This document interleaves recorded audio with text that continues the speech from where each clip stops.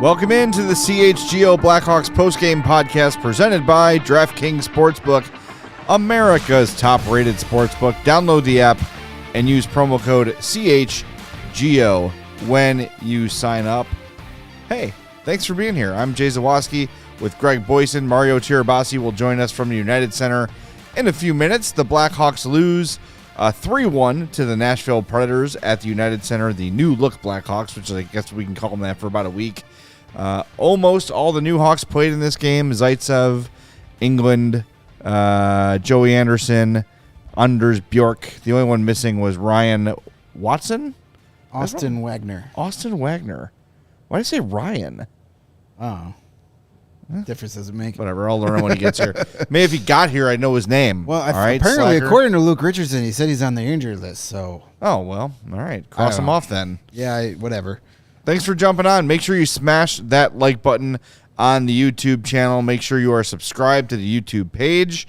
Make sure you subscribe on your favorite podcast app and give us a follow as well. If you're the Pudwack who gave us a thumbs down already, go F yourself. It's our 1-year anniversary today. Yes, so it we is. appreciate everybody being here. So if you haven't done it yet, those 5-star reviews on Apple Podcasts or Spotify, that would be a great birthday gift for us.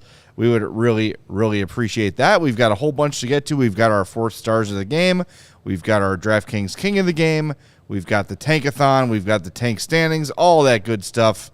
So make sure you stick around for this entire show. And we were talking before, this is like the first time we're really going to have to just talk about a show, talk about a game. We know our golden ticket for 45 minutes of content is no longer around. So. Oh, don't worry, because Twitter was on one today. Yeah. About Patrick Kane because of, well, maybe we'll get to it later in the show. Yeah, probably. My head might just explode, but I'm sure some people in the comments will mention it. Don't follow that guy anymore. That's my it's not just him. There are a lot. It was not. I tried to push against the straw man thing, but boy, it was several double-digit people. Yeah, people who just don't seem to understand. Well, people want to be mad for no reason. Just right. Be mad. Be mad at something or someone, and they've picked their battle here, and they don't care how wrong they actually are. Right. All right. Let's get to this game though, because do we have to. 4-1. It doesn't 3-1 rather. It doesn't look great, obviously, but the Hawks had a big advantage in play in this game, at least for the first two periods. What's interesting is their worst period was the third, despite trailing. That's almost never the case. Usually when a team is down, you'll see that third period really become sort of tilted. It has a name. They call it score effects. Right. Where the team trailing is taking more chances and trying to generate more. But when you look at the possession numbers in this one, the Hawks, the first period, they had 66% possession advantage. Then it was 43, then 38. So they got progressively worse as the game got on, which is another sort of strange thing because you'd figure with all the new faces, you'd have some nerves early, you'd have some miscommunications, and that would maybe correct themselves as the game went on. But no, everything sort of tilted Nashville's way as the game kept going. And look, everyone knows what the goal is for this season. The goal is to finish with the worst possible record, and even when they play pretty well overall, they still end up losing by 2 goals to a team that's also not great. So I don't know. When you look at the grand scheme of things, I don't know really what more we can expect from the Hawks aside from looking at individuals and sort of evaluating their games. And I think that's how we should kind of spend tonight's show. Yes. And the rest of the shows and all of next season's shows. Correct. And all of the shows after that until the games matter again. But there were some guys that were impressive out there. And, I appreciated, obviously they got the goal 37 seconds into the game. And it was like, oh, okay, here, this could be fun. And then they dominated that first period up until that power play where they gave up the goal. And they played 5-on-5. They were really good for much of this game. I think Luke Richardson, again, there's points of this season where he does things where I go, okay, this guy gets it, and this guy's going to be a really good coach when he actually has a competitive NHL roster. Yeah. Because he really just played a simple game. He had the guys just play simple games, a lot of simple passes. Nothing too complicated out there. I mean, you have to simplify it when everybody is pretty much new and all your best players are no longer here. So they did a really good job. but as you said, with those stats, as the game went on, it seemed to kind of fall apart. And maybe that's where you saw some of that unfamiliarity kind of rear its ugly head. But it's what we've said all year. It's the talent gap. Yeah. It's just that team can try as hard as they want and play as simple and effective as they want. They're just not going to beat many teams because they can't score. Yeah, when your biggest offensive threat is probably at this point until Lukas Reichel proves himself, Tyler Johnson. No disrespect to Tyler Johnson, but that's a third-line player on a contender. Yeah. Maybe at this point in his career, a fourth-line player. And that is your biggest scoring threat on the ice for your team. It's just this is what it's going to look like. And I don't think anyone watching this game is like, what the hell? No. It is what it is. This is what it's going to look like. And the fact they only gave up 2 goals is a good thing. Yeah. And I think that has more to do with Nashville than them because they're not a high-scoring team by any means. Yeah, but I mean, they didn't give up. You're right, but they didn't give up a ton. And even the game against Dallas, like, yeah, the final score looked bad, but Dallas scored 2 empty netters, and they sort of limited the high-danger chances against the simplicity of the game. I was talking with someone who's in here frequently with us, Young Dangle God, tweeted at me and said, is it me or do the Hawks look faster than usual? And I said they look faster because, like you said, they're playing a simple game. They're just playing north and south. Yeah. They don't have the talent to weave and dipsy doodle and try to, make things happen. They just kind of have to get into the zone, pass the puck to each other, crash the net, and keep it simple. And I think that because they're going to kind of stay in some games that way because of how simple they play. And that's definitely what Luke Richardson is preaching. I heard Troy Murray talking about it during the second intermission too, that simplicity can keep them in games. And I think that will be the approach for the rest of for the next 20 games. Right. You're going to see a very, very basic system of hockey. And I think Luke Richardson's experience as a head coach in the AHL is really going to help him now. Yeah, that's a good point. I actually asked him about that after Thursday's game. I said, hey, you've had you had a nice run as a head coach in the AHL where roster turnover is a normal thing.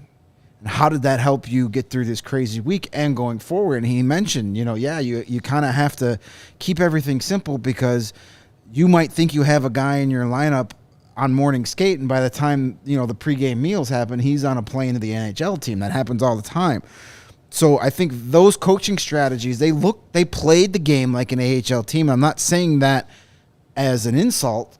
I'm just saying that's how it's played. AHL is played very simple. There's not a lot of complicated things going on, and that's how they play tonight.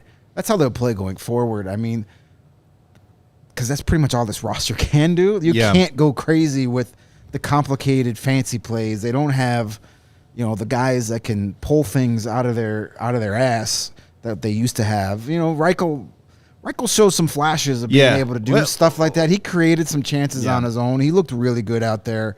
So, as you said, if we want to talk about individual players, that's probably the best way to do it because there were some, despite the loss, that looked good. And I think Reichel is one to mention because I think when he is on a team so bereft of talent that when he's on the ice, he really stands out for the Hawks. And there were several. He gets the assist on the Seth Jones goal for 37 seconds into the game. And I said to you, as someone who's watched a lot more of the American Hockey League than I have over the years, that Reichel seems to find his mojo when he gets on the score sheet or has a moment, even if it doesn't go in. If he gets a moment early in a game, he seems to just kind of play better throughout. And you saw the difference between his first call-up this year and his second. And as soon as he had a 3-point game during that call-up, and he was a different dude. When the puck went in a net for him, he was a different guy. And I saw it tonight. Gets the assist early, and maybe it's just a coincidence, but I just really liked the way he played. There were several moments where he was able to control the puck. He's got a tendency to use his speed where he'll dump the puck in, willing to do that, and then he'll get in a corner and kind of like jump past the defender to get behind him. He did that 3 or 4 times during this game. So the talent is apparent there, and I'm just really want to see what his offensive ceiling is. And look, I would say this. If Lukas Reichel doesn't start filling up the score sheet this year, I wouldn't really worry about that because it's him and Andreas Athanasiou and Philip Kurashev. They're not really anyone that lights the scoreboard on fire at any given moment. He's not playing with great players. I would like to see him play with Gutman a little bit more. And I'd like to see him play with Tyler Johnson a little bit more. Yeah, there's definitely some things you can get some flexibility there with him. I think this stint is going to be really good for him because in Rockford, he's the guy. He's the best player, and everybody knows it. He's kind of in that situation now. Yeah, so weird. And if he keeps playing like this, it's not going to take much for him to be the best player on this Blackhawks roster. That actually could be really good for him. Not have to worry about keeping Patrick Kane or Max Domi happy by passing them the puck in scoring situations. He could be the guy that now says, give me the goddamn puck and let me go. Well, and yes, and what you're saying about Domi and Kane wanting the puck, I don't even think it's those two saying, give me the puck. No, it's him in his head saying, I have to give them the, yes, I have to defer to the That's veterans. Patrick Kane. He's the guy. He's got to score the goal. Yes, I'm the new guy. I have to. Right. I can't assert myself too hard here. I got to just go and play it, and get the puck and pass and be that guy. Yes, now he is the most talented offensive player on this team. Kind of significantly when you just look at the skill package. Yeah, absolutely. Yes, I really hope that he takes this advantage and asserts himself. Not inserts himself. Maybe that's after the game. But the other guy who's kind of stepped up since Taves and Kane have gone down, Seth Jones, a veteran, a guy who's worn a letter in this league before, but all of a sudden, it is Seth Jones's team. He is the best player on this team now. He had a great night. He was the highest rated player in the game. If you use the blue line measurement that we like from our friends at Hockey Stat Cards, they combine a bunch of statistics and come up with like an aggregate score, a game score. Seth Jones's game score was 2.45. The next closest in the game was Caleb Jones with a 1.56. So almost a whole other point above the guy below him. He's playing really well lately with a lot of confidence. And you saw 37 seconds into the game, he cuts down the middle and scores a goal. He is asserting himself, and he looks really good. He's the leading scorer right now. I know. 29 points. Yeah. So, no, but it's good to see. That's what he said he needed to do the other night after the game against the Stars. When I spoke to him in the locker room, he said, I need to start being more assertive. I'm the guy now. He's literally, outside of Connor Murphy, the longest tenured Blackhawk. Wow. Him and Tyler, Tyler Johnson. Yeah, but he missed he's so played many more games. games. Caleb Jones. Yeah. So, yeah, outside of Connor Murphy, he's been here the longest. That's crazy. It is. It's. Is that right? That's got to be right. Jujar Kara. He came last year too. Yeah. Well, you know who it is? It's Kurashev. Yeah, but do you really? I mean, I don't know if he even counts. He played the year before Jones got here, but what, 4 or 5 games? Right. Jones has played more games than Kurashev. Oh my God. So yeah, outside of Jones is So he says he wants to be more assertive. He wants to be more of a leader on and off the ice. And right off the bat, he sees his chance to crash the net. He's so good at picking his spots to do that too. Like we see other guys do that, and it's like it doesn't work, and it's going back the other way. He's just so good at Ken says wrong. It's Taze, but he's not in the locker room right now. So and not in the pregame montage either. Right. Which is interesting. Well, that's so maybe they know something we don't. Yeah. But it's Jones is so good at picking his spots, and he jumped in that rush right off the bat. Anthony Seud made a nice play to get the puck over there. It was funny because after morning skate, Luke Richardson was talking about how, spoiler alert, I'll have a little bit on Anthony Seud in our post-game Hawks hits. Ooh. He said, basically now that Anthony Seud's here for the duration of the season, they want him to be more assertive and be more of a leader and more aggressive.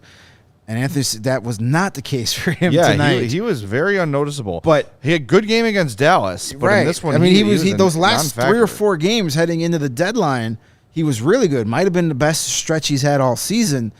And now it's like he's staying, and it got off to that great start, an assist in the first minute of the game, and then after that he kind of faded a little bit. Yeah, 1 shot on goal, 2 more shot attempts, and a giveaway. That was his night. Not very noticeable. 16-13 of ice time, too. So I'm trying to see where that was among forwards. That's right at the top there, 16-13. That's a good comment from Eddie about Seth Jones. He's in the middle of his prime years right now.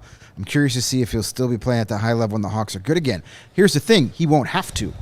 Because if Kevin Korchinski hits his ceiling, Kevin Korchinski is going to be what Seth Jones is right now, hopefully. That'd be great. And Ethan Del Mastro and Nolan Allen. And these guys will all be hitting their prime, so Seth Jones won't have to be the number one guy when they're a playoff team again. He could be a solid second or third guy. So that's let's see how. Hopefully that progresses that way. Lebowski 5 says, "How is the Thanassiou going to be more assertive? Skate harder into the opposing goal?" Yes. Yes. Skate right through the end boards. Like Kool-Aid Man. Yeah. Oh yeah. There he goes down to Zamboni Tunnel. Yeah, that's. I do want to see him though. And again, it's one night. I'm not going to freak out about it, but he was good against Dallas. But you'd think with the opportunity he's getting as the quote unquote top line winger, you'd see a little bit more from him in this one. But what about the new guys, Greg? Andreas Englund. They look good in their uniforms. I picked in his debut game. Andreas Englund was my 4-star of the game. Finished He's noticeable. This one, 14:42 of ice time, 9 hits. He's noticeable. Several of them Of the massive hard- hits. Yes. He almost killed. Who was it that he hit it was Tomasino. Yeah. He crushed him pretty hard. I was kind of surprised he didn't get a major for that one. It was kind of one of those ones where you're like, oh. Well, so I quickly watched the replay because they above our heads in a press box, they've got this. They've got the TVs and it's on the TV delay. So if something happens on the ice, you can look up and see it. When Tomasino turned, you could see Englund kind of like grab him and try to pull him back because he knew he got him like in a bad way. He knew that it was an awkward hit, and I don't think it was intentional. No, he was so Englund almost tried to like prevent the hit from being as brutal started as it could have been. the motion of going for the hit, and then like Tomasino like lost his footing. So instead of drilling him in the back, he drilled him head first, and then Yakov Trenin decided to be a Yakov. And he went after him, and all Englund does is turn around and push him. And he lands on top of Tomasino. Yeah, he did the old what you do to freshmen, where the guy kneels behind him and you push him over. Yeah. So Trennan wipes out a power play because they were going to get a power play. They called Englund for the boarding, and then he wiped it out. So it's 4-on-4. But Englund very noticeable. Kind of gives me a Nikita Zadorov vibe, but not bad yet. Yeah. He's not he's out there looking for the big hit, and there were 1 or 2 plays where it was like, dude, keep your position. Right. So I just don't want him to be. Zadorov was just notorious for skating all the way up to the blue line to give a hit, but that was also in Carlton's goofy ass system. It's hard to evaluate anyone in that system. Right, where you basically pick a guy and follow him around the ice. But there were so many times Zadorov was out giving a big hit, and then from 80 feet from his own net as the puck was going in his own net. Right. I don't think we'll get to that with Englund, but he gives me those vibes. And then you mentioned earlier the Zadorov hand grenade passes. Haven't seen that from Englund yet, but he gives me that kind of vibe where the guy that's like, if he gets the chance to put you into the third row, that's exactly what he's going to do, and he's going to have a smile on his face while he does it. So I think he's going to be a fan favorite. Yes, he certainly relishes laying the body. I'm trying to see who the leader in hits is on the season. Let's see. Probably it was Jake McCabe. I could probably sort by team. Might be Andreas Englund after tonight's game. Seriously, I'm thinking that I wonder where he is I'll look after the game. I don't want to get distracted. A couple of people talking about Seth Jones maybe wearing the C next year. I think if Jonathan Taves is no longer a Blackhawk, which I think is the expectation, so brace yourselves. They're probably not going to offer him a contract either. So they're going to force him out, too? They're going to force him out. I think the C will be vacant for at least a year. Maybe. I can't imagine they just say, all right, Jonathan, thanks for 3 cups and whatever, 15 years of captaincy. Here you go, Seth Jones. I think they just leave it vacant for a year. Or I could totally see, because Luke Richardson is that type of guy, he leaves it up to the team. They could do that too. Say, hey, you guys wanna vote somebody captain? Vote somebody captain. If you want to just not do it, don't do it. Like I don't think Luke is a guy that gets hung up on titles. Well, yeah, and I wonder whose decision that would even be. I don't know. It's interesting. I think that's a way to spin it to the fans. If you feel there is value in having a captain, you would say the players voted and they chose X, Right? whoever it might be, and Lynn Reese X says give it to Max Domi. Well, maybe if he's back next year, Comes back. we'll see. Maybe. I don't know. Be an interesting conversation. Sounds like a topic for a nice show around the 1st of September. Yes, it sure does. It sure does. Other new guys making their debut. Anders Bjork did not really register much on the sheet. 16:05 of ice time. He had 1 shot attempt, a giveaway, and a block shot. Not really noticeable. But again, all these guys are kind of just finding their way on the roster here. Joey Anderson hit the crossbar and then had 2 other shots. Cost me $18. Boy, that was a clear crossbar shot. Who else am I missing in terms of new guys? I think that's everybody, right? Zaitsev. Oh, yeah, Zaitsev. Oh, yeah, he's here, too. He was a -1. He had a hit, a giveaway, a takeaway, and a block shot. Didn't stand out really good or bad, No, but when you're a defenseman, that's okay. especially a guy like him. If I don't notice you as a defenseman, that means you had a good game. Well, and you said it the other day. He's listed as 6'2". No freaking There's way. no way he's 6'2". No way. No. Like, he has, like, the same body size as Max Domi. He might be 6'2" on his skates. Maybe. Like, I noticed. That's why we were there yesterday at practice before we came here for our trade deadline spectacular. Yes. And we were trying to figure out, because at practice they don't have names or numbers on their jerseys, which I hate. Yeah, it's annoying. No, like, okay, most morning skates it's fine because I know who. But like yesterday and today at morning skate they should have had numbers on their jerseys to help us out. Definitely. We don't know who the hell these guys are. Probably helped out Luke Richardson a little bit too. But so we're there like, hey, there's 22. Who's 22? Is that Bjork or is that Zaitsev? And you looked it up like, well, he wore 22 in Ottawa. I'm like, okay, but this says he's 6'2", and that guy is not 6'2". Yeah. He was standing next to Andreas England, and it was like a 4 or 5 inch difference, like almost a head taller. Like maybe like when you get to play in Canada, maybe it's the metric system, and it's centimeters or something out there. I don't know, but that he is not 6'2". I am 6'2", so I'm gonna look forward to getting to talk to him next to, in the locker room. Then I can get a good judgment. Yeah, there you go. I think you should do that. A couple people talking about... Excuse me, Nikita. Can you please stand up? That's all I need. Yeah. Thank you for your time. Back to the Seth Jones captaincy. A lot of people saying that he's not emotional enough and doesn't have leadership tendencies. Jonathan Toews is not the most vocal guy in the world. Connor McDavid is not known for being an emotional guy. Yeah, He's pretty good. I think that it's not always about like not what you see on the ice. Yeah, there's just not a lot of. To be honest with you, there's not a lot of hockey players that are like that. Brent Seabrook was a vocal leader. He was like with his little high pitched voice, the guy you could hear in the locker room all the time. But I don't know. I think don't read into media interviews as how a guy is going to be. Yeah, because guys, captain. I'm not saying give it to Seth Jones necessarily, but I just don't go by how he's in a press conference. Guys talk to the media that you see online and you read the quotes. They talk to us much differently than they talk to their teammates. Yeah. People said, well, doesn't have the personality. And a couple of people have said Connor Murphy is a good. Well, he doesn't exactly Mr. Personality either. He's always available. I'll give him that. Yes. Yeah. And insists that he must put his shirt on before you videotape him. So he's polite too. Yeah. I don't know. Unlike Jake McCabe, who's like, check this out. Well, I mean, if I was Jake McCabe, I'd be doing that too. That dude is freaking ripped.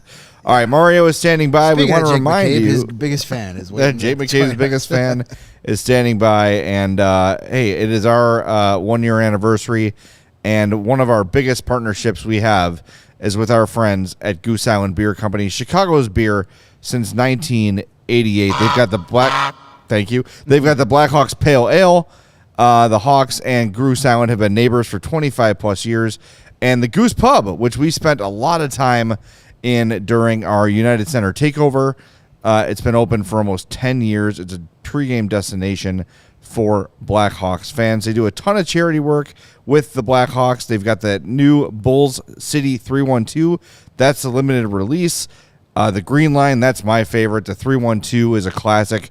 So many great Goose Island beers to choose from. You really can't go wrong because they're all awesome. Goose Island's 2 local locations are open and ready to welcome you. Grab a beer right from their innovation tanks at the Goose Island Tap Room at 1800 West Fulton, or get a smash burger, yes please, and a fresh beer, yes please, of the week at the original Clybourne Brew House at 1800 North Clybourne. For reservations and pickup, go to gooseisland.com/locations. Goose Island Beer Company and CHGO, a match made in heaven, my friends. Yes, and drinking ice-cold Goose Island products while watching sporting events enhances your experience. And what else enhances your sporting event experience is winning money. I wouldn't know. I wouldn't know that either, but a lot of people do, and a lot of people do it with our friends at DraftKings, the official betting partner of CHGO and the All City Network. Lots of fun stuff to bet on this year. You know, I know football season's over. My DraftKings account was wiped clean by the Super Bowl, but I put a few more shekels in there now. Our play of the week didn't hit last night, but there are lots of fun ways that you can enjoy and enhance your sporting watch time. That made no sense, but you know what I mean. I gotcha. You've got the same game parlays are a lot of fun. If you think a team's going to hit the over and certain players are going to score, you can wrap them all up in one little bet. And then now, DraftKings are putting together fun same-game parlays for you, and they give them fun little names. So you don't even have to do that much research. They do it for you. Throw a couple bucks on it, win some money. NBA, no sweat, same-game parlays are available. Major League Baseball's right around the corner. Can you bet on spring training games? I'm sure you can. Please don't. Don't. But hey, we're only like a month away from the games counting for less than a month. Get those futures in. That's the way to do it. There you go. Bet that Dansby Swanson is going to win NL MVP. I bet you pretty good odds on that one. Huh. Whatever, Steven. You're a Sox fan. Yeah, worry about your own team. Yeah, my team's Stay out of bad, Cubs business, yeah. jerk. Yeah, go hate your own team. Don't leave ours alone. Anyway, lots of fun stuff to bet at DraftKings. Download the app now and sign up with the promo code CHGO. New customers can bet $5 and get $200 in bonus bets instantly. That sounds crazy, but it's true. Bet $5 on any one bet, and you're going to get $200 instantly in your account to make more bonus bets. Only at DraftKings Sportsbook, an official sports betting partner of the NBA, with the code CHGO. Minimum age and eligibility restrictions apply. See show notes for details. I had to say that deeper like the guys on the Yeah, it was commercials. good. I enjoyed it. All right, we have the extreme zoom lens on Mario standing by at the United Center. There he is. Extreme close-up. Whoa. I can see up your nose. Hey, you look good. You're a handsome man. Don't worry about it. Give the people what they want. I'll back it up. Yes. There you go. Well, we've been talking about this hockey game, and there were pucks and sticks and ice and the whole thing. What did we learn in the locker room after the game? We spoke with Lucas Reichel and Mackenzie Entwistle because they were available, and we spoke with Luke Richardson, and the theme of the night is just trying to find an identity for this team. There's 20 after tonight, 20 games left in this season, and for all intents and purposes, like, there's no Jonathan Toews, there's no Patrick Kane, Jake McCabe's gone, Sam Lafferty's gone. Like, a lot of the guys that were driving this team are not there anymore. So there's a lot of new faces, and they have to figure out what kind of team they want to be. Richardson can keep his same structure, and I think that's going to be the case. I don't think he's going to change anything. I think he wants the players to be able to fit what the team has been doing all season. And I think for the most part, they have guys that are going to be able to do that. But it's just a matter of finding new chemistry. This is basically a new season in an abbreviated sense for this Blackhawks team because of the changeover that the roster's gone through in the last 2-3 weeks. So it's just learning new chemistry with new line mates, learning to communicate with new guys, and just trying to get a rhythm. Was tonight a good opportunity to do that against the Predators team that also went through a little bit of a roster reconfiguring? Yes, but it's a tank season, and we're not looking to win these last 20 games. So they had a good effort tonight. I think a few bounces go different ways. This could be a different game, but all in all, it's a team trying to reconfigure and refine itself. So you're gonna have the first few games feel like this.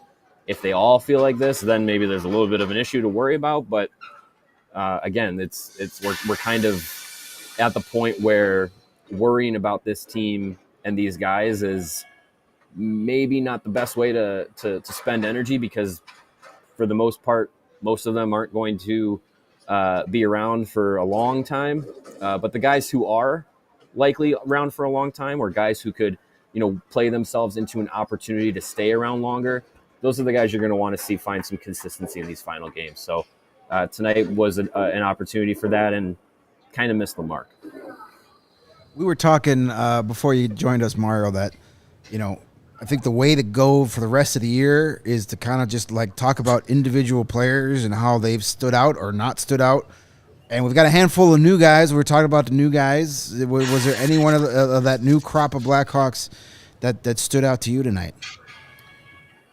Well, I'm going to guess that one of you guys probably mentioned him, but Andreas Englund was definitely making his presence known tonight. I believe he had 9 hits. So that was pretty team leader. Yeah, pretty standout-ish tonight, that physicality. Luke Richardson spoke about that, that metric for Englund tonight, and he said, he likes to have a player that is aggressive and knows how to kind of impose themselves physically, but he also said that it's kind of a matter of making sure that he understands when and where to exert that aggressiveness and that physicality. There were a couple times tonight where he maybe went for a hit that didn't necessarily wasn't in the right situation to go for a hit. I know I made the comment to you, Greg. It kind of felt like tonight was a Zadorov 2.0 kind of experience with him. But Richardson said that he'd rather have a player that has that aggressiveness in them, that you can say, hey, let's pull it back in different situations, than to have a player who doesn't have the aggressiveness in them, because he said that's something you can't teach. So I think Englund is doing a really good job of making his presence known physically with his new team. I think it's just going to be a matter of making sure that he can have some situational awareness, because it's nice to be aggressive and go for hits when you're playing with the Colorado Avalanche, who have the skill and speed to make up for maybe being out of position. It's different doing that with this Blackhawks team. So Englund's probably going to have to realize that pretty quickly, so that he's not chasing hits. But I did like that he was being aggressive, being physical. That definitely stood out. Nikita Zaitsev and Anders Bjork were making their Blackhawks debuts tonight. And before the game, Luke Richardson said that maybe Bjork could fill that role that Sam Lafferty was playing, because their skill sets are pretty similar. Whereas, Lafferty is a speedy guy, an energy guy, and someone that kills penalties. He's looking to see if maybe Bjork fits that role because of the speed that he plays with and his penalty killing experience that he's had at the NHL level before. So I don't think he's going to just step in and be like, oh, number 24, that's still Sam Lafferty, right? No, I think there's definitely going to be a difference. But I think, for his first game, it wasn't too bad, especially for only having one morning skate with the team. So I think as time goes on, hopefully we see him make the most of this opportunity he's getting with the Blackhawks. And Zaitsev, I think you know what you're going to get with him. The more not noticeable he is, the better, I think. And so tonight, I don't think he had really a terrible game because he didn't stand out in any bad ways. And I think for a guy like him, that's for the first few appearances, that's going to be an okay thing. Well, it's going to be interesting to watch these new guys, too, because aside from Zaitsev, who has $4.5 million on next year as well, England's an unrestricted free agent. Anderson's restricted. Austin Wagner, who will probably make his debut on Monday, is a restricted free agent, as is Anders Bjork. So these guys are kind of playing for spots next year, you know? And I think guys like this see this just as Max Domi is better than all these guys. But what attracted Max Domi to Chicago was opportunity. And yeah, Andreas Englund is leaving. He's leaving the Avalanche, and Joey Anderson's leaving the Maple Leafs, right? And a lot of these guys are leaving good teams to come and play for Chicago or Rockford. But what they have here that they didn't have there is the opportunity to make this team. And I think that's meaningful. And I really want to see how these guys respond because it is a chance. This team is going to be looking for people to fill out the roster next season. It's going to be maybe a little more prospect heavy next year on the roster, but I still think it's going to be a majority of kind of gap fillers as it was this year, like your Jason Dickinsons and your Colin Blackwells and those kind of guys who they don't really project as long-term Hawks. They're just kind of here to keep the seat warm for when the prospects are all ready to come up and the rebuild really gets underway in full force. But it's an opportunity for these guys, and I want to see who takes the opportunity and grab it. And Andreas Englund is the guy who said, effing notice me. Look at what I'm doing. He's played 3 games now with the Hawks, right? 3 or 4? Yeah, I think 3. He has been noticeable in every game he has played for the Hawks so far this season. Because he's wearing number 28, my friend. That's exactly right. All right, why don't we do our well, you know what? One other thing we talked about before you jumped on Mario and talking about opportunity is Lucas Reichel. And the fact that now he is probably the most talented player on this roster offensively. And I really want to see him. I think he did it tonight. Want to see him kind of take control offensively and dictate the play and be the primary puck carrier on his line. I know he is not the most insightful interview in the world, but did he have anything to say about his approach now that it feels like he's going to be here for his longest stretch so far? Yeah, I tried to kind of ask that question to him, but I think maybe something didn't come across the right way because I don't think he really answered it. But I think the general sense for him is that he's going to get a big opportunity to play some meaningful minutes here. And he spoke about, trying to get the chemistry down. He's playing with Kurashev and Athanasiou is not guys that he's really been paired with when he's been up with the Blackhawks, at least this season. So it's building some chemistry and trying to feel comfortable with the guys that you're playing with and know how to play with each other. I mean, it's different playing with a guy like Patrick Kane than it is playing with a guy like Andreas Athanasiou. They play 2 completely different styles of hockey. So, I think getting used to those guys is going to be helpful. But yeah, I think he does understand the opportunity that he's getting because he's now going to be, one of the focal points of the offense coming up to the Blackhawks. And we don't know exactly how long he's going to be here, but this definitely seems like the biggest opportunity for him to come in and kind of show off like, hey, okay, now you've had enough games at the NHL level to where, you can't be surprised by anything now. Like, you should know what you're going to expect as far as NHL competition goes. And you've proven at the AHL level that you're fine down there. So you're ready for the next step. So now it's the time where it's just like, okay, can he put it together and be, when given the opportunity to be one of the guys, the go-to guys at the NHL level, what can he do with it? So I think he gets that. I think it just comes down to getting used to the guys he's playing with. And I don't have any doubts that him and Kurashev will be able to figure out. Athanasiou is a different player, but I think he'll be able to, acclimate and get used to it. All right, let's do this. Let's get to our 4th stars of the game here, and let's spend some time on this, and hopefully we can just talk about it tonight and then throw it away for the remainder of this Emily Kaplan, Patrick Kane stuff that happened today. So let's do 4 stars first, and then we'll get into that.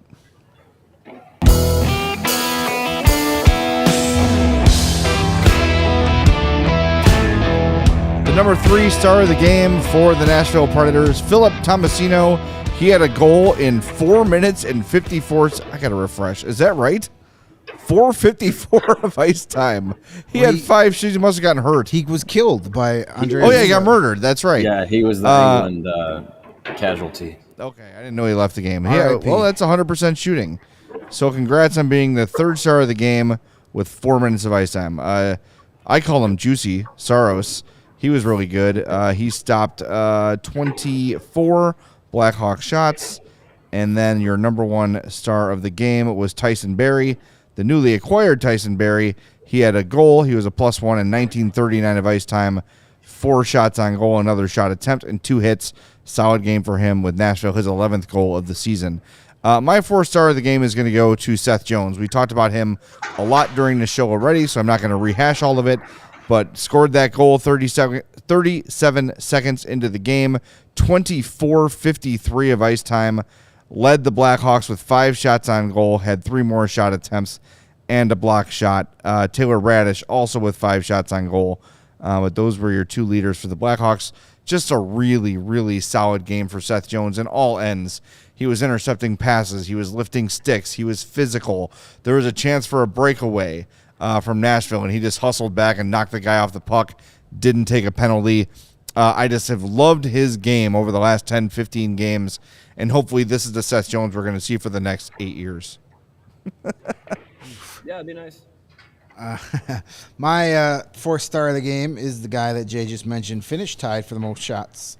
Taylor Radish, very noticeable game for him. That line was just terrific tonight with Tyler Johnson. I guess I could just say Johnson. He's the only one left as of now. Tyler Johnson, Taylor Radish with Cole Gutman. That line was just tremendous.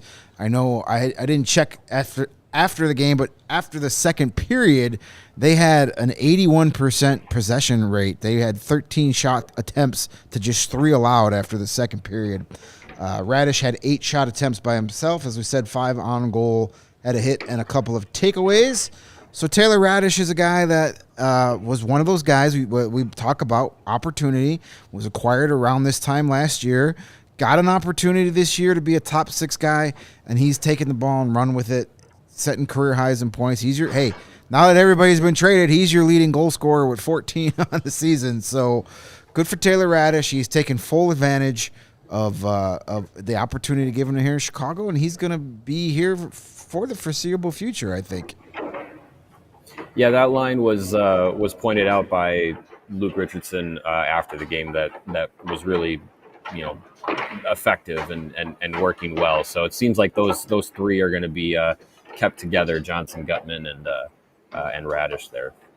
My 4th star of the night is Lucas Reichel. He was very noticeable tonight. He got the secondary assist on the Seth Jones goal. So good for him to get a point there. It was a nice, nifty play. There was a lot of subtle, small plays that he made in the offensive zone to keep possessions alive, and he was definitely working to win pucks, which is something that Luke Richardson praised in the postgame. That something that he was doing right tonight was putting in the effort to win puck battles, get pucks back. Not that he was turning things over, but to be able to turn possessions back into the Blackhawks' favor, that was something that he did well tonight. So more of that would be great. He played center, I believe, in the game on Thursday. He was on the wing tonight, so we'll see where he ends up getting used the most as the kind of roster for these final 20 games take shape. But good effort from him. I feel like he was a little bit more noticeable tonight than he was on Thursday night, so that's always a good thing. No doubt. And let's do our DraftKings King of the Game. We're going to give it to Andreas England. He had a block shot, 9 hits, 15-12 of ice time. Look, when you have that many hits, you stand out that much. That's what gets you the king of the game when your teammates can only muster 1 goal. And plus, if we didn't give him the king of the game, he would have cross-checked the crap out of us. So Yes, we it's would. for our own safety. Exactly right. Okay, did either of you see the Emily Kaplan report during Bruins Rangers? I did not see or hear exactly what she said. Okay, I also didn't see it. Someone wrote me a quote on Twitter. And this is a moment where we're gonna rely on the CHGO YouTube viewers to correct me if this is the proper quote. This is what I was told the quote is.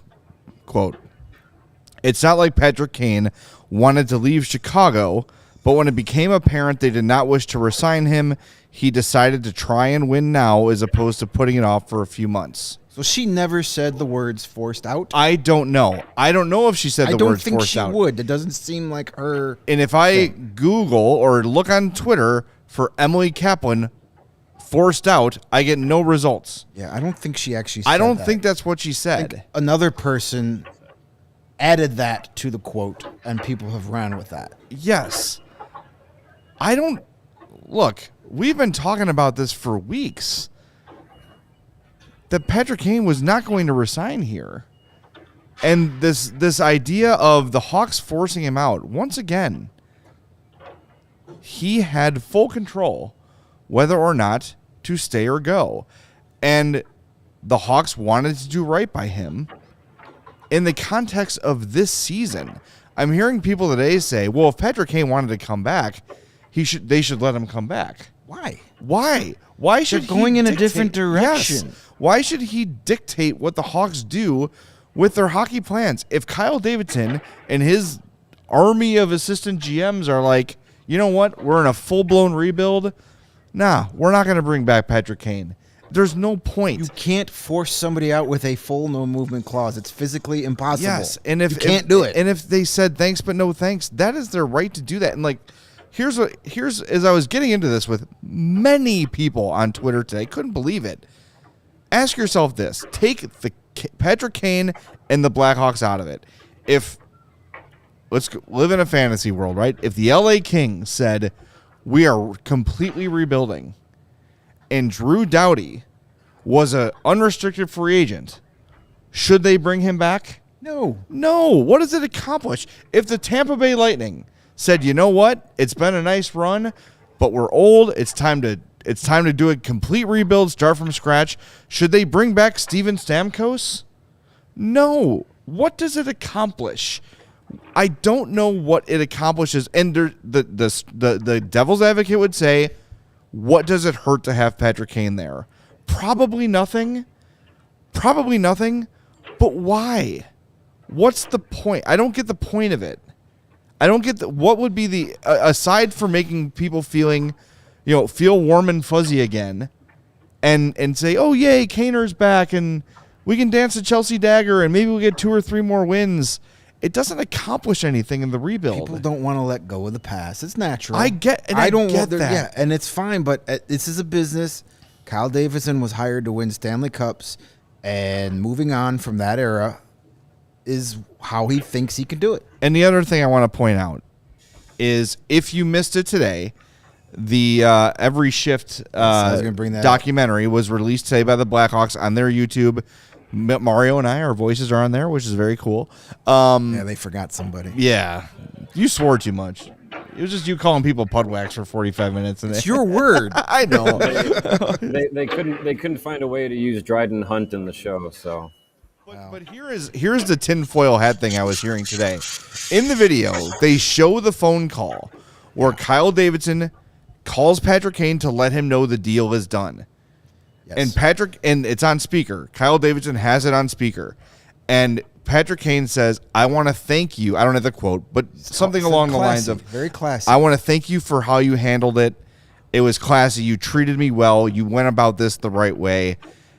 I had people on Twitter tell me today It was staged. that it was staged. Okay, but if he's being forced out, why would he stage it? He would tell him to go F yourself. I'm not going to make you look good on the way out if you're forcing me People out. think that the people at the Blackhawks TV production company said to Patrick Kane, we know you're furious and we know he forced you out, but here's what we're going to ask you to do. When you get the actual trade call, can you pretend like you're okay with it and say we treated you with class and respect?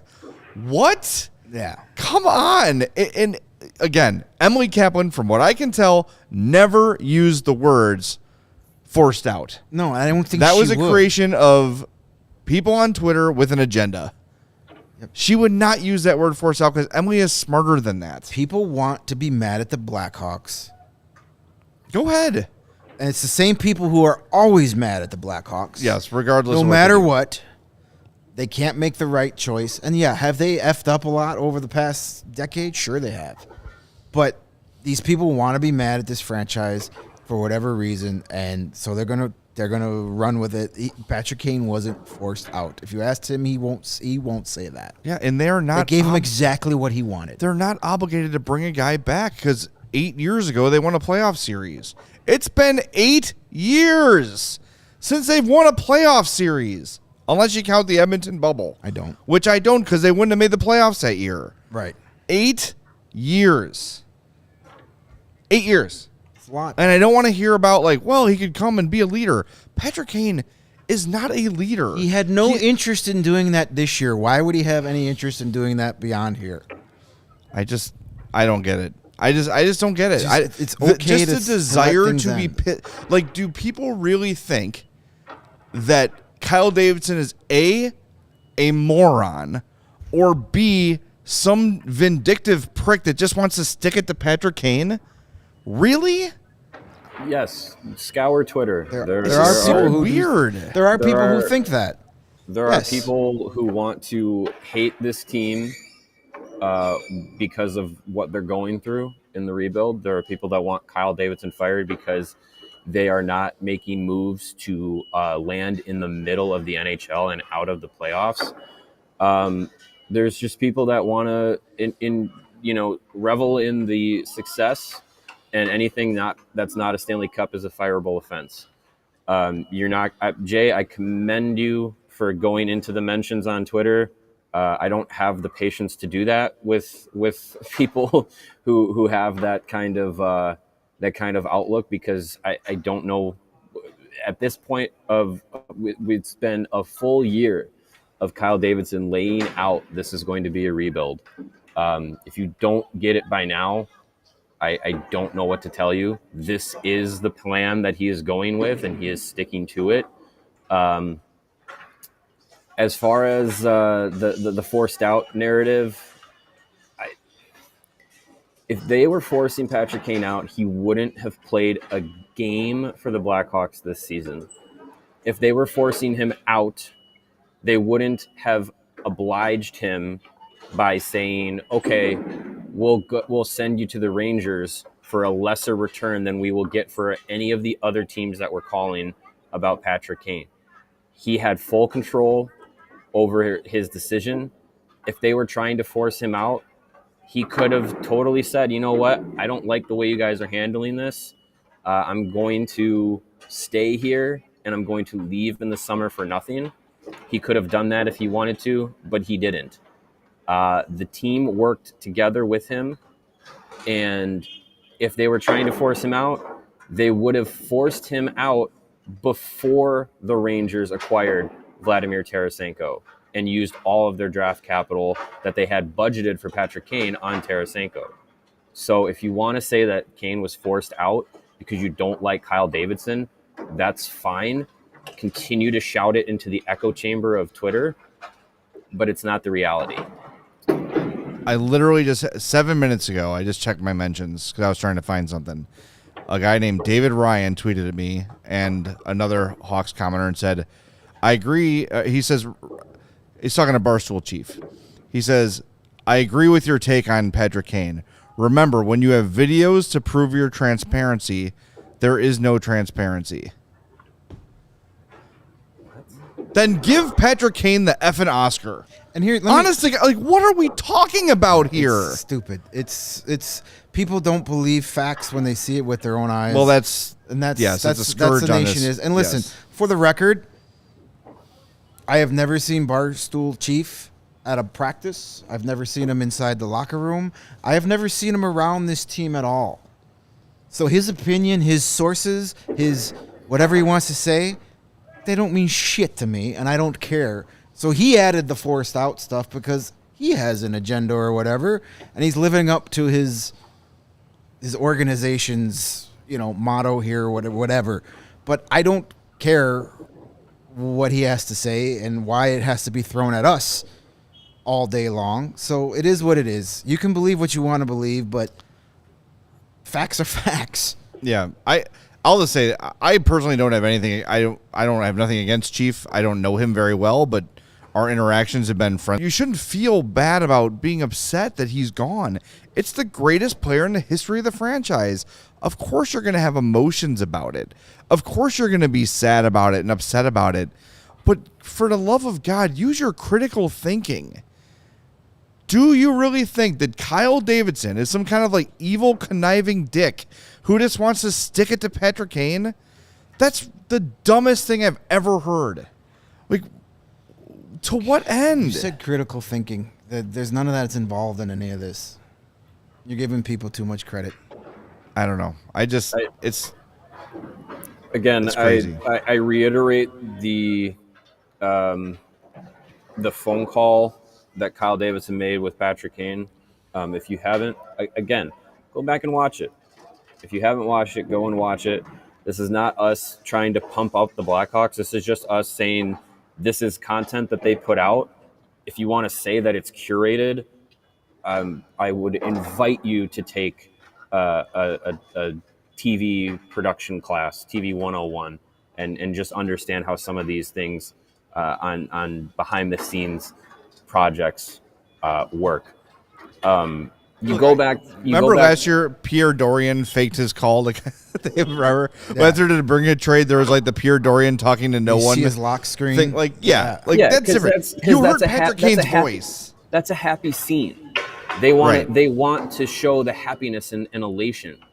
You're not going to, if they did a take, quote unquote, did a take of that phone call organically, and Petr Kane cussed out Kyle Davidson on the speakerphone, you don't think they're going to use that footage and say, hey, all right, you all want to idolize this guy and here's your hero? Blackhawks would have put that out there. But I go back to that scene, and you look at what Kyle Davidson says as soon as the phone call is over.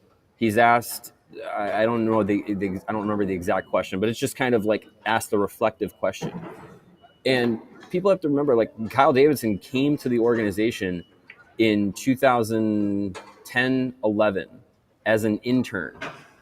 And he says, like, he has the memories that we all do of Petr Kane. And he says, Petr Kane is the reason I have 2 Stanley Cup rings and all the great memories.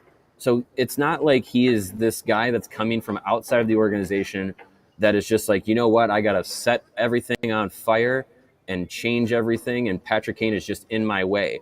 He's not coming with that mentality.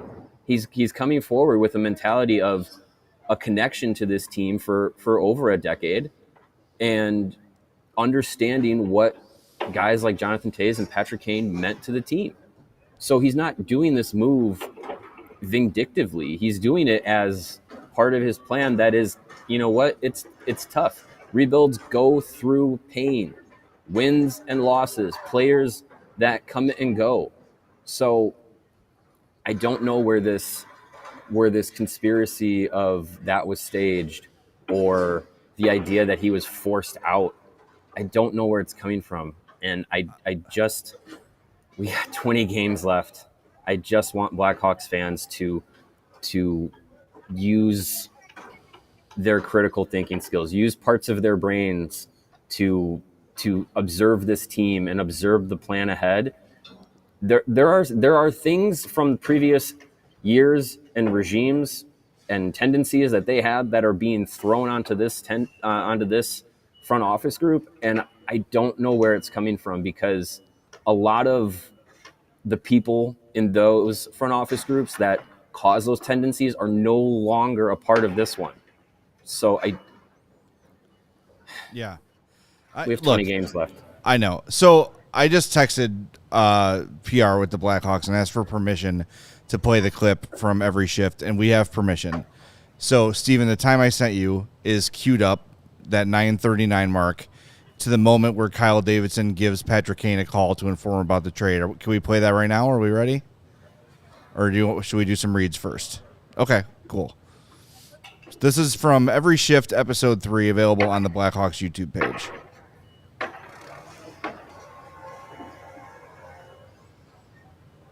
Sound.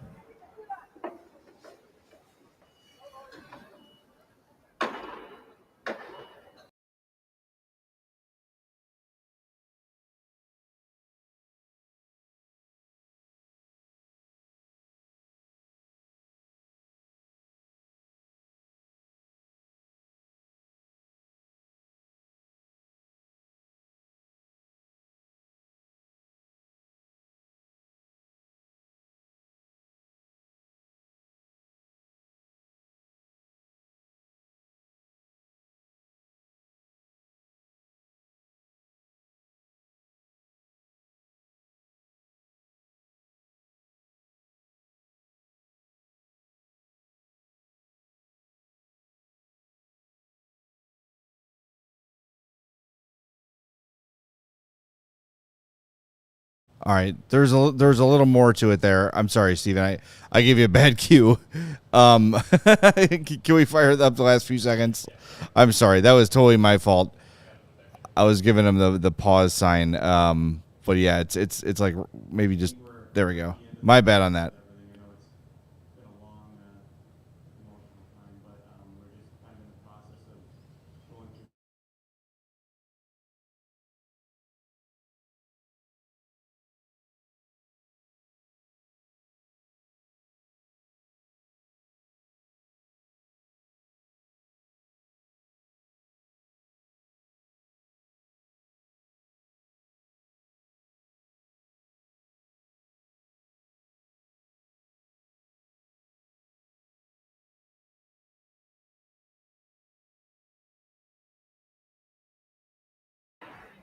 Can you guys hear this?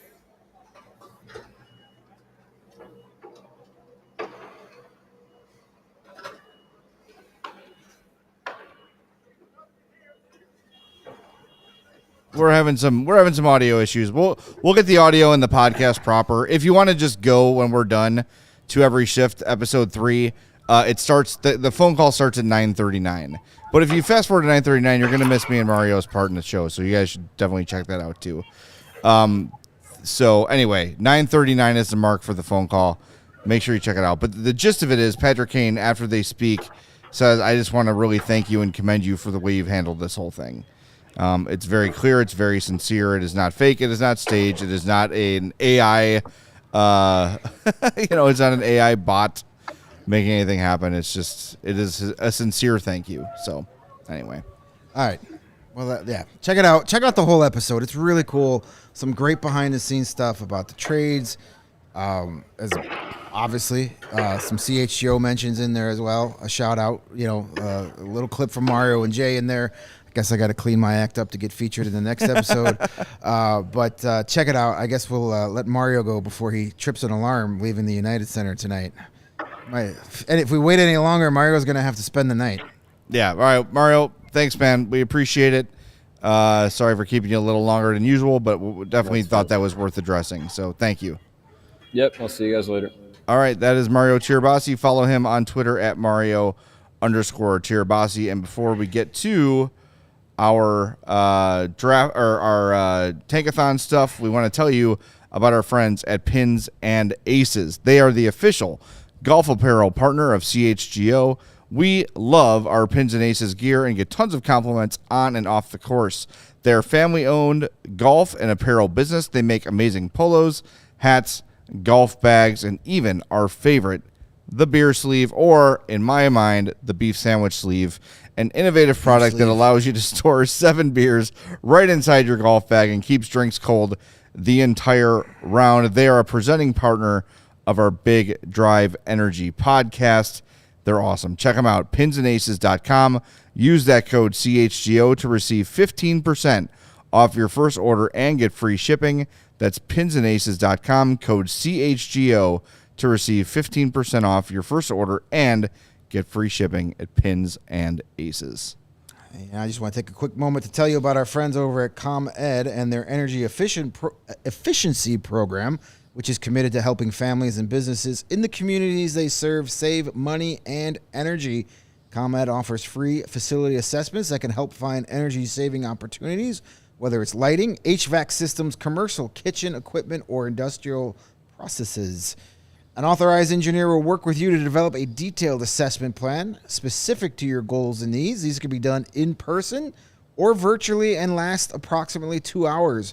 Within 3 or 4 weeks, customers will receive a report detailing energy efficiency projects that they can start working on immediately. Each recommendation will include estimated energy savings, cost savings, project cost, potential incentives, and simple payback. Don't wait. Get start saving money and energy today. For energy-saving tips and to schedule your free assessment, go to comed.com/poweringbiz, B-I-Z. Ready to sign up for a facility assessment? I'm just mumbling all over this one. Call ComEd at 1-855-4-TREE-2700 during normal business hours to speak with a ComEd Energy Efficiency Program representative. Email businessee@comed.com or request an assessment on the website comed.com/facility assessment. All right. Do we have any bank spins? I don't think so. I think we used them all. No, we used them all. We used them all. All right. We got 70 likes. Because of our technical errors, if we get 71, we'll give you a bonus spin. How about that? So let's get one more like, and we'll do 2 spins. We're going to use, are we using Tankathon again? Yeah, we're on Tankathon. All right, let's check out the tank standings, And we got we'll the do our extra like, spins. by the way. All right, way to go. All right. All right, 2 spins. Hopefully it's only one. 2 spins. Wow. 2 spins, wow. All right. The Columbus Blue Jackets continue to completely suck. They are your tank leaders with 46 points in 63 games. The Blackhawks with 47 points in 62 games. Then you got San Jose, Anaheim, and Arizona with 48, 50, and 51, respectively. So let's go to tankathon.com, and we've got 2 spins at the old tank wheel. By the way, 4 points for Connor Bedard tonight, a hat trick for Adam Fantilli tonight. So there you go. Not a bad night for either. Hopefully, one of those two will be a Blackhawk very, very soon. All right, let's give it a whirl. All right, fire Here's it our up. first spin a Rooney. And we dropped the third. San Jose, Columbus, Chicago, Anaheim, Arizona. At least the Blues are Canucks aren't up in there, so that's a consolation prize. All right, let's send us home happy. Yeah, let's go. Send us home with a big winner. Come on, come on, come on, come on. Ooh, no. Anaheim, Arizona, Columbus, Chicago. All right, one more. We're doing one more. I'm feeling generous. Do it again. All right. Oh, God. We should not have done an extra one. No, we can't end with St. Louis Can't on end top. with St. Louis. Sorry, I won't be able to You guys are sleep. getting bonus spins up the wazoo tonight. Yeah. We're All right, way one over more, on one time. more, Who one more, cares? one Let's more. do it. Anaheim, St. Louis, Columbus, Chicago. All right, we're going back to the other website. Yes. Screw this. Screw Tankathon. They have screwed us. They're canceled again Yeah, exactly right. until the other one sucks too. Yeah. All right. And Steven, where are you at in your project of building one where the Hawks win every time? I've applied to several colleges for coding programming, and I keep getting rejected. You know what we could do? We always use that whenever we do like a draft, we spin that wheel where we plug in. We can just spin the wheel and just have the Blackhawks as every option. Yeah, That'll make I'm okay everyone with feel that. better. All right. There you go. All right. I want to thank our presenting sponsor, DraftKings Sportsbook, America's top-rated sportsbook. Download the app. Use promo code CHGO when you sign up. And we want to thank everybody as we close out our one-year anniversary show for being part of things. We see so many familiar faces in the post games and in the podcast every day, and then we see noob faces every day. That's what it's all about. And look, you're a Hawks fan, you're a diehard Hawks fan. Chances are you're not the only one in your life. If you know a hockey fan, a Hawks fan, or a Chicago sports fan, let them know about CHGO Sports. The Blackhawks gave us a cake tonight. Actually, we shared it Yeah, with look at that. That's awesome. with Ben Pope, Scott Powers, and Marv Lazarus, all who have birthdays Yes. coming up soon. And tomorrow is the 30th birthday Again. of our pal, Greg Boysen. Yes. So happy birthday, Greg. I'm turning 30 for the 14th time. There you go. So it's a week of celebration. It's a celebration. We appreciate all you guys, really. Thank you so much for your support. This first year has been incredible, and it's only going to get better and better and better as we go on. So for Mario, who's driving home, and Greg, who's right there, I'm Jay. This has been the CHGO Blackhawks podcast.